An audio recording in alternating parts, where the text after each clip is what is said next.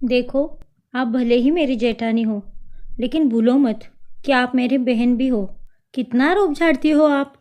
हाँ तो तेरी बड़ी बहन हूँ, यहाँ तो तेरी जेठानी भी हूँ, इसीलिए मैं कहती हूँ तू वैसे करती जा। अगर नहीं किया तो तुझे इस घर से कैसे निकलवाना है ये मुझे अच्छे से पता है। 2 मिनट भी नहीं लगेंगे मुझे। इसी तरह दोनों बहनों में हमेशा बहस होती रहती थी। फिर दोनों अपने कमरे में चली जाती है और कुछ देर में उसकी सास उन्हें आवाज़ लगाती है, टीना, मीना, कहाँ हो तुम? तभी वो दोनों बाहर आती है। अरे, ये खाने के टेबल पे अभी तक नाश्ता क्यों नहीं लगाया? माँ जी, मैं तो झाड़ू पोछा कर रही थी और आज तो सैटरडे है ना, और आज खाना बनाने की बारी तो दीदी की है। वो माँ जी, मुझे लगा कि आज संडे है तो मैं आराम से कमरे में बैठी थी। सॉरी माँ जी। अरे, अभी ये सॉरी क्या मैं नाश्ते में खाऊं? टाइम तो देख क्या हुआ है। अरे माँ जी, आप चिंता मत करो, मुझे पता है मीना दीदी को आराम करना कितना पसंद है, इसीलिए मैंने पहले ही खाना बना के रखा है। आप बैठो, मैं आपको खाना परोसती हूँ। क्या रे मीना, तेरी ही छोटी बहन है ना ये? फिर भी कितनी समझदार है, कुछ सीख अपनी बहन से। तू तो बड़ी बहन है और इस घर की जेठानी होकर भी कोई फ़ायदा नहीं। सारा काम तो तेरी छोटी बहन टीना ही करती है। जी माँ जी, आगे से आपको शिकायत का मौका नहीं दूंगी। फिर सब लोग खाने के टेबल पर खाना खाने बैठते हैं। अपनी सास की बातें सुनकर मीना टीना पे बहुत गुस्सा होती है। वो सोचती है अब ये टीना को सबक सिखाना ही पड़ेगा। बहुत ही ज़्यादा उड़ रही है माँ जी के सामने, इसके तो पर काटने पड़ेंगे। अरे दीदी, क्या हुआ? आप खाना क्यों नहीं खा रहे हो? आप कहीं मुझ पे गुस्सा तो नहीं हो? हाँ, मुझे भी वही लगता है, कब से दांत और चबा रही है। अरे नहीं माँ जी, ऐसी बात नहीं है। और तू टीना, अपने काम से काम रख और चुपचाप खाना खा। मीना, ये क्या तमीज़े बात करने की? तुम बड़ी बहू हो, क्या यही संस्कार है तुम्हारे? और इसने गलत क्या कहा? मैं भी कब से तुम्हें देख रही हूँ, तुम खाना क्यों नहीं खा रही हो? अरे रहने दो, इसकी तो आदत है मुझे हर बात में टोकने की। आप खाना खाओ माँ जी। फिर दोनों सास बहू हंसने लगते हैं। इन दोनों को देखकर मीना आग बबूला हो जाती है और बिना खाना खाए वहाँ से निकल जाती है। ऐसे ही कुछ दिन बीतते हैं। फिर दोनों देवरानी और जेठानी अपनी सास के साथ पार्टी में जाने के लिए तैयार हो रही होती है। फिर मीना टीना के कमरे में आती है। अरे वाह टीना, ये तो बड़ी सुंदर ड्रेस है। एक काम करो, ये ड्रेस तुम मुझे दे दो, तुम कोई और ड्रेस देख लेना। मेरे पास कोई अच्छी ड्रेस नहीं है पहनने को। लेकिन दीदी, ये ड्रेस तो मैंने पहन रखी है और अभी तो मैं पूरी तैयार भी हो गई हूँ, और ये ड्रेस मुझे इन्होंने बर्थडे पे गिफ्ट की है, मैं इसे नहीं निकालने वाली। आप कोई दूसरी ड्रेस देख लो। अरे नहीं नहीं, मुझे तो यही ड्रेस चाहिए। दूसरी ड्रेस होती तो मैं तेरे पास क्यों आती? और भूल मत, मैं तेरी जेठानी हूँ, तुझे मेरी हर बात सुननी पड़ेगी। आप तो बस उम्र में बड़ी हो दीदी, लेकिन हरकतें तो सारे बच्चों जैसी ही है। आप चाहे कुछ भी कहो, मैं ये ड्रेस नहीं निकालने वाली। फिर दोनों बहनों में बहस होने लगती है। उन दोनों की बातें सुनकर उनकी सास वहाँ आती है। अरे क्या कर रही हो तुम दोनों? तुम दोनों की आवाज़ बाहर तक आ रही है। छोटे बच्चों के जैसे झगड़ा कर रहे हो तुम दोनों। माँ जी, ये टीना से पूछो, यही कब से बहस कर रही है मेरे साथ। नहीं माँ जी, आपकी कसम, मैंने कुछ नहीं कहा इसे।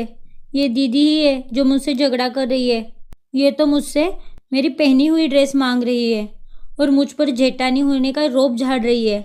अब इसके पास कितनी सारी ड्रेस पड़ी है। उसे तो मैंने ये भी कहा कि मेरी कोई और ड्रेस देख ले, लेकिन इसको तो मेरी पहनी हुई ड्रेस ही चाहिए। ये क्या बचपना है मीना, बड़ी होकर भी तुम्हें इतनी समझ नहीं है क्या? तुम्हारे पास तो कितनी अच्छी अच्छी ड्रेस है। जाओ और जल्दी तैयार होकर आओ, पहले ही तुम दोनों के चक्कर में बहुत लेट हुआ है हमें, अब और देर मत करना। देखो ना माँ जी, मैं भी कब से इसे यही समझा रही हूँ, लेकिन ये तो मानने को तैयार ही नहीं है। और कोई इल्ज़ाम हो तो वो भी लगा दे, जब तेरा कलेजा ठंडा हो जाएगा तब बता देना। तो फिर शुरू हो गई? जल्दी जाकर तैयार होकर आ। और हाँ, पार्टी में मुझे कोई बदतमीजी नहीं चाहिए। तुम दोनों मेरे नाक मत कटवाना रिश्तेदारों के सामने। फिर वो तीनों मिलकर पार्टी में जाते हैं। समय के साथ साथ उन दोनों बहनों में बहस भी बढ़ने लगी थी। अरे टीना, मुझे कल मेरे भाई के घर जाना है, तू मेरे सारे कपड़े धो के इस्त्री करके रखना। और मीना, तू कल सुबह जल्दी उठकर मेरे लिए खाना बना देना। फिर वो दोनों अपने अपने काम में लग जाती हैं। टीना अपनी सास की सारे कपड़े धो देती है, फिर वो उन्हें इस्त्री करने लगती है। सब काम होने के बाद वो अपने कमरे में जाकर आराम करती है। उसको आराम करता देख मीना लॉन्ड्री के रूम में आती है और वो सारे कपड़े ज़मीन पर फेंक देती है। इस वजह से कपड़े गंदे होते हैं। अब मज़ा आएगा। मेरी प्यारी बहन की मेहनत तो मिट्टी में मिल गई। बड़ी आई माँ जी के सामने आदर्श बहू बनने वाली। अब तू माँ जी की गाली सुनने के लिए तैयार हो जा। इतना कहकर मीना अपने कमरे में आ जाती है। फिर शाम को वो सबके लिए चाय और नाश्ता बनाती है। ये पकोड़े तो बड़े अच्छे बने हैं बेटा। और कल के खाने की तैयारी हुई कि नहीं? और टीना, तूने मेरे सारे कपड़े इस्त्री करके रख दिए हैं ना? वो सब मुझे मेरे कमरे में ला के रख देना। मुझे अभी बैग भी पैक करनी है। हाँ माँ जी, सब हो गया है। मैंने कपड़े धोकर इस्त्री करके रख दिए हैं। आप रुको, मैं अभी लेकर आती हूँ। फिर टीना लॉन्ड्री के रूम में जाती है तो देखती है सारे कपड़े बिखरे पड़े थे और गंदे भी हो गए थे। देखते ही वो समझ जाती है कि ये सब उसकी बड़ी बहन मीना का काम है। तभी वहाँ पर उसकी सास आती है। वो कपड़े देखकर बहुत गुस्सा होती है। अरे बहू टीना, एक काम दिया था तुझे मैंने, वो भी ठीक से नहीं कर पाई तू। तुझे कपड़े धोने को दिए थे या गंदे करने को? अब कल मैं क्या लेकर जाऊंगी? लेकिन माँ जी, ये मैंने नहीं किया। मैंने तो सारे कपड़े धोकर इस्त्री करके रखे थे। तूने नहीं किया तो किसने किया? मुझे कुछ नहीं सुनना। अभी सारे कपड़े धो के इस्त्री करके रख दे। अपनी सास की बातें सुनकर टीना वहाँ से बिना कुछ कहे चली जाती है और दोबारा वो सारे गंदे कपड़ों को रगड़ रगड़ के धोती है। बेचारी टीना ठंडे पानी में कपड़ों को धोती रहती है।